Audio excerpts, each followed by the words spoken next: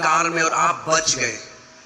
हाँ, कितने लोगों के साथ यहाँ पे कितनी बार हुआ है, पूरी गाड़ी खत्म हो गई, आप बच गए, तो यीशु मसीह आपको पता क्या बोलता? Son, your faith has sozoed you. If you were coming to the church or traveling anywhere and the car got destroyed in an accident but you got saved, Jesus will say, तुम्हारे विश्वास से तो बचा लिया, सोजो कर लिया। दाऊद जो पुराने नियम में था उसके पास ज्यादा समझ थी नए नियम के लोगों से। David, who was in the old covenant, had more understanding than those in the new covenant.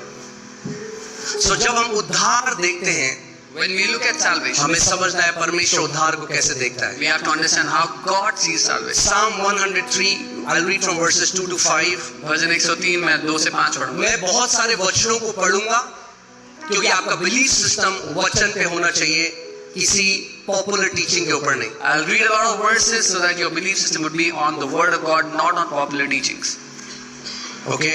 जैसे मैंने पिछले हफ्ते भी आपको बताया था, अगर किसी में दुष्ट आत्मा है, आपने हाथ रख दिया, हाथ मत रखना, दुष्ट आत्मा आपके ऊपर आ जाएगी। तो मैं उन लोगों से पूछता हूँ, क्या बाइबल में एक भी आयत पढ़ी है? नहीं पढ़ी। तो ये क्या है? ये ट्रेडिशनल टीचिंग है, इसने डर घुसा दिया बिलीवर्स को। Some people say don't lay hands on someone who has a demon. If you lay hands, the demon will come into you.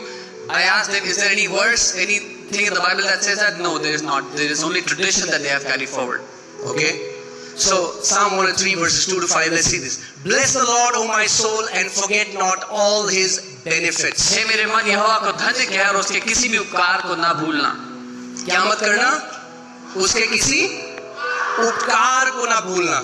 Don't forget any of his benefits. क्योंकि actually ये जो शब्द है बेनिफिट, इसको Hebrew में लगाइए। Hebrew में ये वर्ड है गमाल, और ये है उसकी भलाई को मत भूलना। It is his goodness. उसकी काइंडनेस, उसकी करुणा, उसकी भलाई। उद्धार क्या है परमेश्वर का? मानव जाति के लिए उसकी भलाई है। What is salvation? It is God's goodness towards us, His kindness towards us. Okay? So David is saying, hey, I don't have to forget God's goodness towards me. Dawood कह रहे हैं मुझे भूलना नहीं है उसकी भलाई जो उसने मेरे ऊपर दिखाई है। Okay?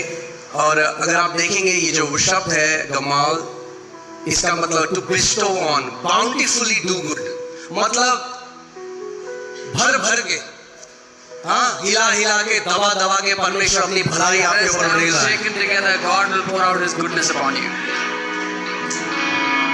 Okay, so you have to understand, God doesn't extend His goodness towards you because you are good.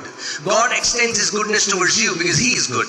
परमेश्वर अपनी भलाई आप पर इसलिए दिखाता कि आप भले, वो इसलिए दिखाता कि वो भला है। Okay? वो आपको इसलिए चंगा नहीं करता क्योंकि आपने 21 दिन उपवास किया, वो इसलिए चंगा करता है क्योंकि उसका नेचर है वो चंगा